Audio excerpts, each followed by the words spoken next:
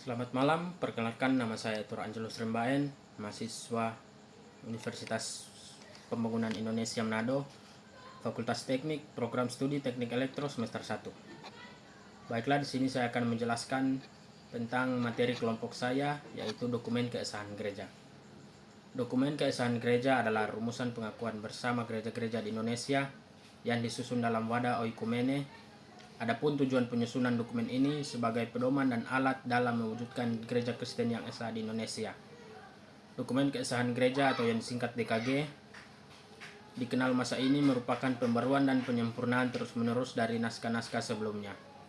Pemahaman gereja mengenai gereja Kristen yang esa di Indonesia dalam Sidang Raya DGI pertama mendorong DGI melakukan studi dan penyelidikan bersama mengenai pengakuan iman, atur gereja, katekisasi, dan liturgi yang digunakan oleh gereja-gereja bagiannya. Studi dan penyelidikan ini memuncak pada Sidang Raya DGI ke-6 pada tahun 1967 di Ujung Pandang yang merupakan yang diperkenalkan dalam konsep atur Sinode Oikumene Gereja Indonesia atau Sinogi dan pemahaman iman bersama dalam Sidang Raya DGI ke-7 pada tahun 1971 di Pematang Sinantar. Konsep sinogi dan pemahaman iman bersama diterima sebagian.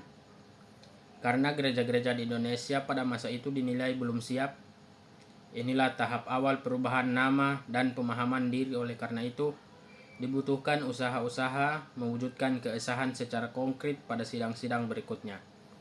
Dan pada Sidang Raya DGI ke-9 pada tahun 1980 di Tomohon, usaha-usaha konkret mewujudkan keabsahan semakin mengembang. Situasi ini mendorong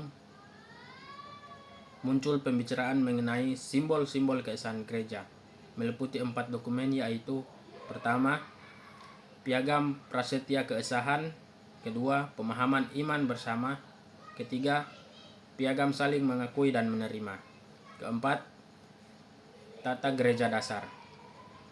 Kemudian Sidang Raya DGI ke-10 pada tahun 1984 di Ambon. Dokumen-dokumen ini dirumuskan kembali dan disahkan dengan nama 5 Dokumen Keabsahan Gereja atau LDKG.